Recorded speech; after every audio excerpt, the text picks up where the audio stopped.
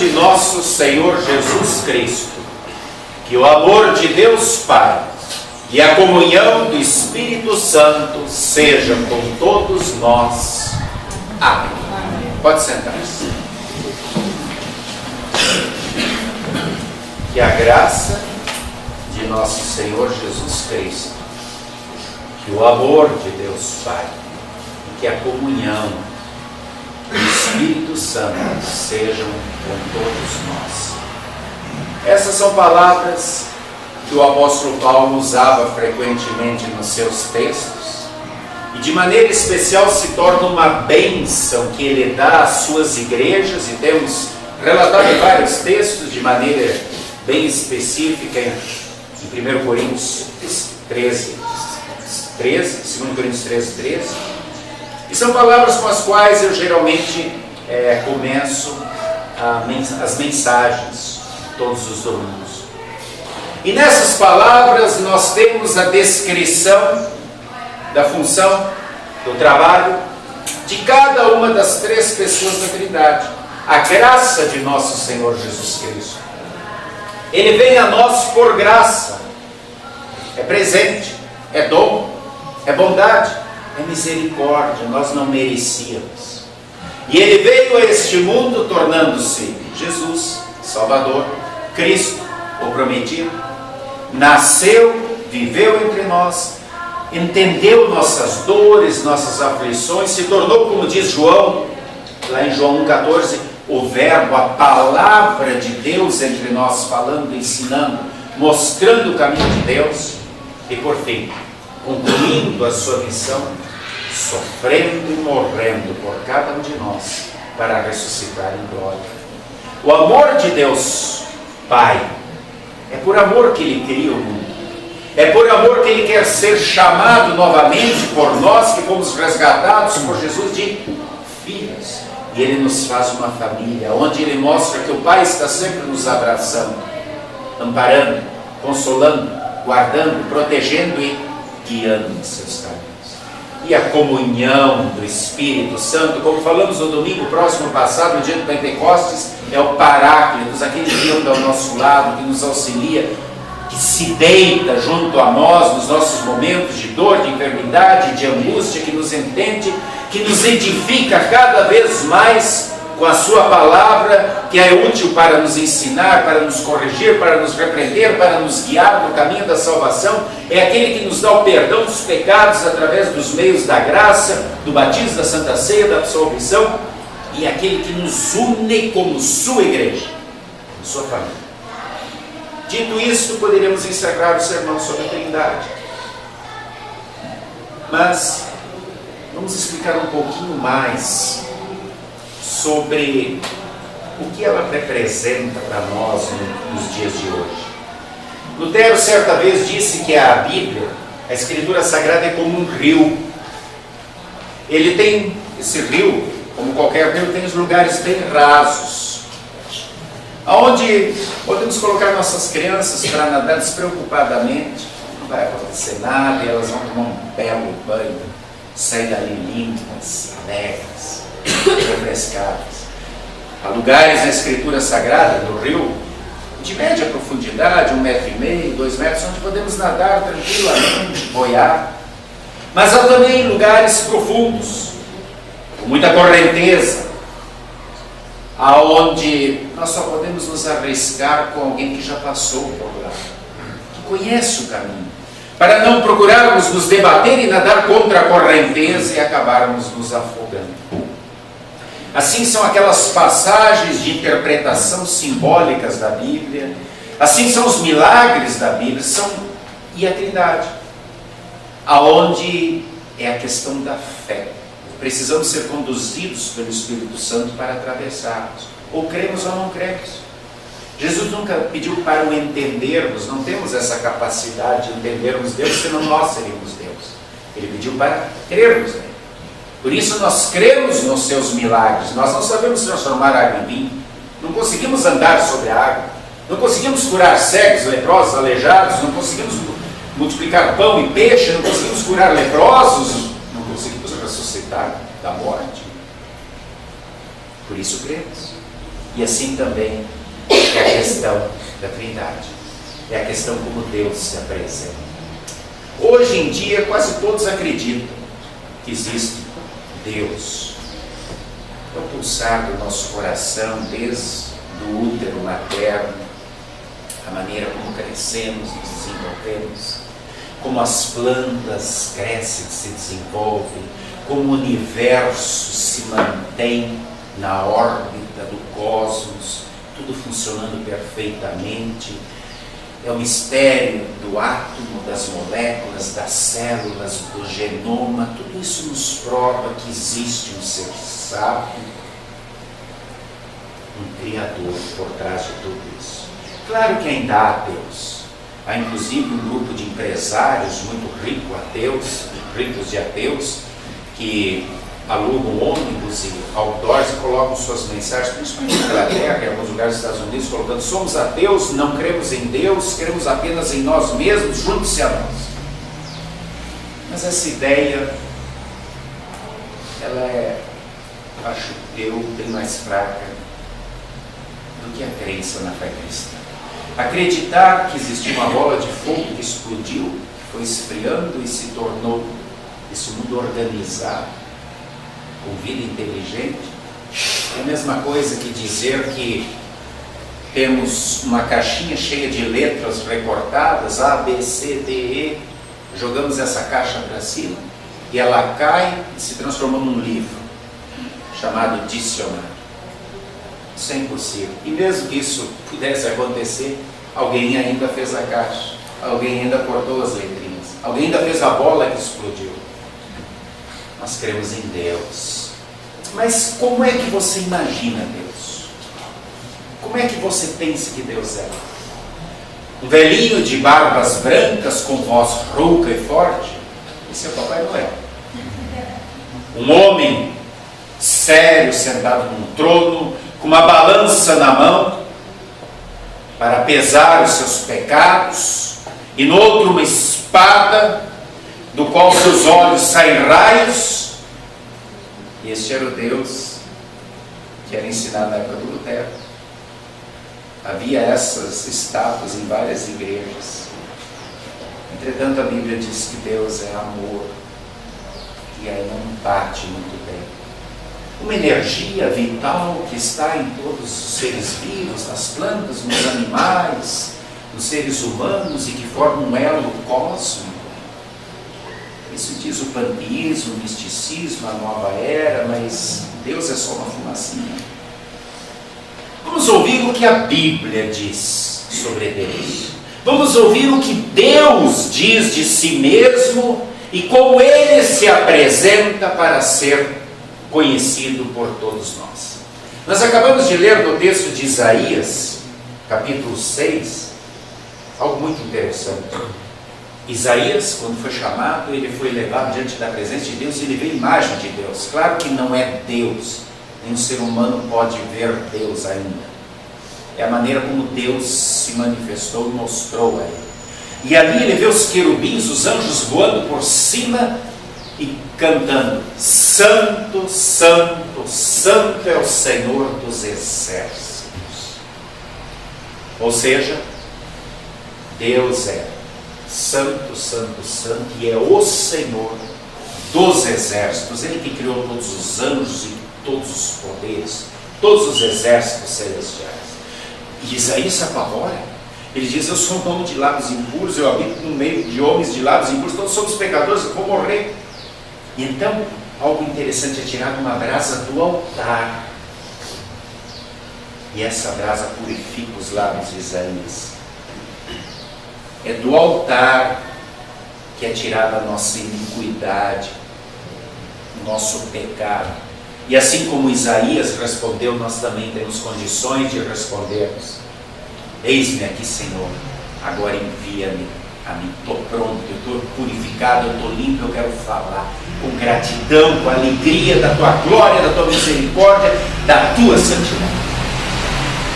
Ele ficou tão feliz, tão contente, que novamente lá no texto de Isaías 43, 11, depois ele diz, amando de Deus: eu sou o Senhor e fora de mim não há Salvador. Santo, santo, santo é o Senhor dos exércitos. Eu sou o Senhor, o Salvador.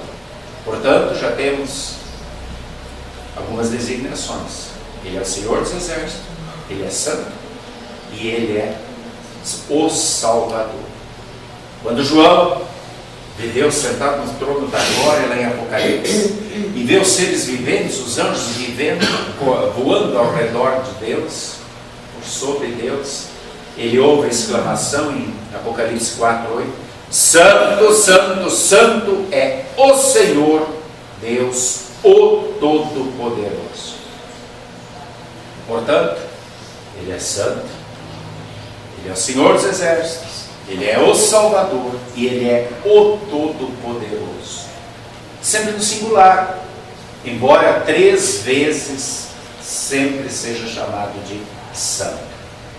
E Moisés já havia dito lá em Deuteronômio capítulo 6, versículo 4, que Ele é só um Deus. Lá diz: ouve Israel, o Senhor nosso Deus é o único Senhor.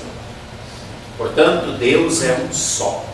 E sempre é louvado pelos anjos, pelos querubins, 3 vezes, pela sua santidade. Portanto, Ele não é uma força, uma energia. Ele é um ser único, inteligente, justo, poderoso, totalmente santo. Ele é eterno, sem princípio e fim. Ele é onisciente, sabe todas as coisas. Ele é onipresente, está em todos os lugares. E Ele é amor.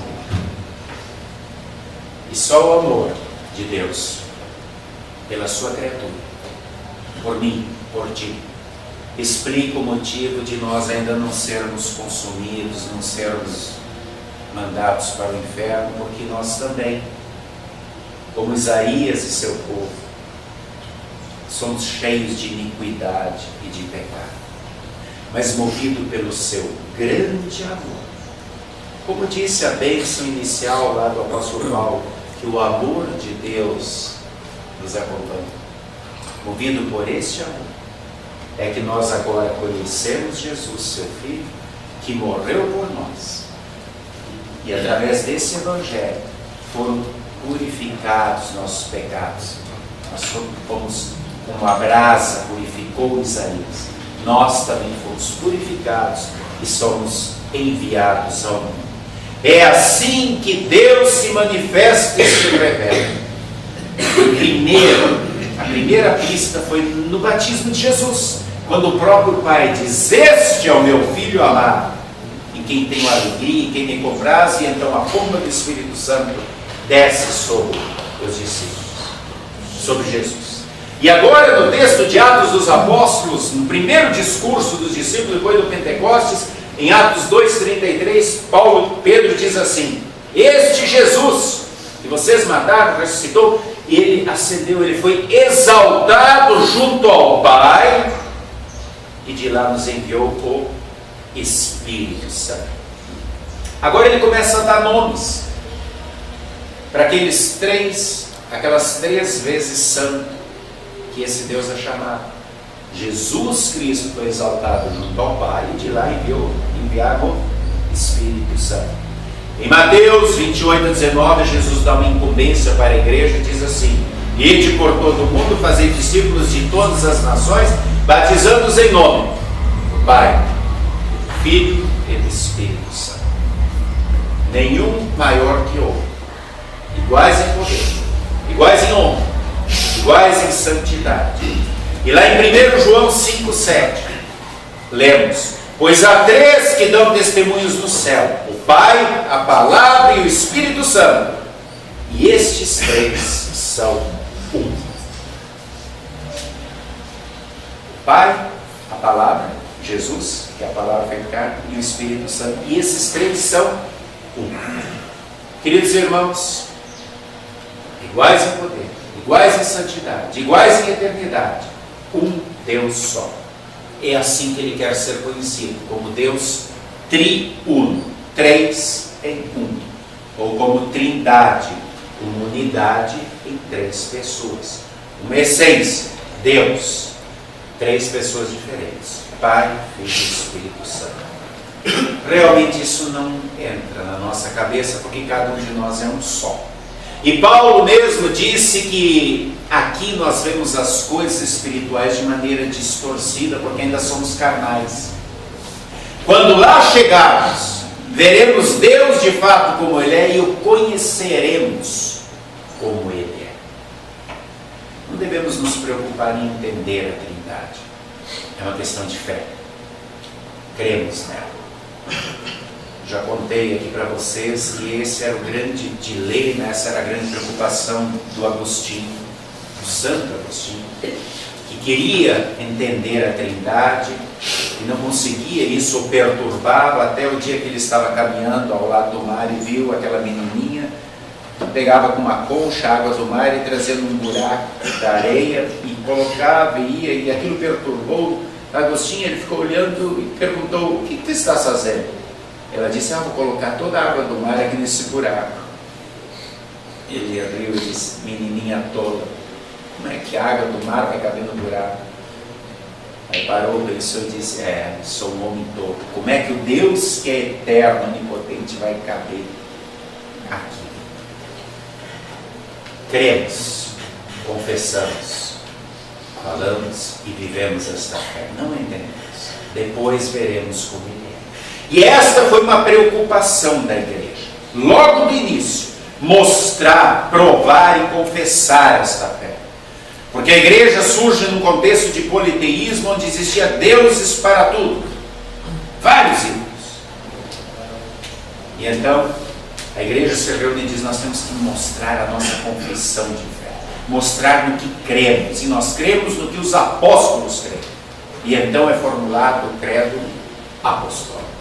E depois do concílio de Niceia, no ano 315, é formulado, 325, é formulado o credo niceiano, a fé no Deus triuno e principalmente nesse Jesus que é verdadeiro homem e verdadeiro Deus.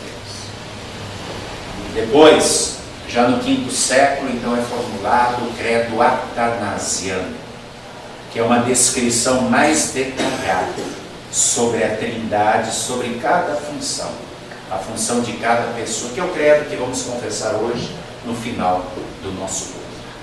Primeiro artigo mostra que Deus é santo, justo, todo-poderoso e é criador. Ele nos fez e Ele nos mantém. E como um pai cuida de nós. O segundo artigo mostra que Deus é santo, todo-poderoso e justo e é o Redentor. Se compadece de nós. Pela sua graça se torna um homem para morrer por nós e nos salvar. Nos redimir do pecado e nos fazer novamente seus filhos. E o terceiro artigo mostra que Deus é todo-poderoso, santo, justo e é santificador. É o Paráclitos que está do nosso lado, nos trazendo o seu perdão, nos santificando e nos alimentando o Espírito com a palavra, com os sacramentos, toda vez que lemos, que estudamos, que ouvimos. Queridos irmãos, é como uma casa que o pedreiro constrói e depois de pronta diz: esta é a minha casa. Foi ele que fez. E então ele a vende. E aquele senhor que a comprou olha e diz: esta é minha casa. Eu a comprei. Então, depois de algum tempo, esse senhor aluga a casa. E o inquilino diz: esta é a minha casa. Eu moro nela. Eu aluguei. Deus nos criou e nos formou. Somos sua casa. Por causa do pecado nos desviamos, vamos por um caminho errado. E Ele nos comprou através do sangue de Jesus. Subiu ao céu, está em glória nos aguardando, mas não nos deixou sozinhos. Através do Espírito Santo, da sua palavra, Ele nos alugou, Ele mora dentro de nós. E continua cuidando do seu templo. Nós somos templo do Espírito Santo. Mais importante do que falar da Trindade é entender o que Ele faz. Nos criou com amor, nos salvou por amor e agora nos une em amor como sua família, pela palavra, para crescermos nessa comunhão. E assim termina a bênção de Paulo. Na graça de Jesus, no amor de Deus e na comunhão do Espírito Santo. Essa comunhão nos é oferecida e fortalecida sempre de novo, em todos os cultos, nos estudos e quando lemos a sua palavra. Através do seu perdão, agora nós também temos condições de, como sua igreja e sua família, dizermos como Isaías diz: eis-me aqui, Senhor, envia-me a mim. Pai, Filho e Espírito Santo, um só Deus, Santo, Santo, Santo, três pessoas distintas. Assim cremos pela fé. Inventar qualquer outra teoria é se arriscar em água profunda, nadar contra a correnteza, se afogar como fazem as seitas por aí. Que o Espírito Santo continue nos conduzindo nessa vida, nos alimentando com a palavra e sacramentos, e que com alegria e gratidão continuamos como igreja de Jesus confessando: Ele é o meu Deus, me criou, me comprou, me salvou. Eis-me aqui, Senhor, envia-me a mim. Amém.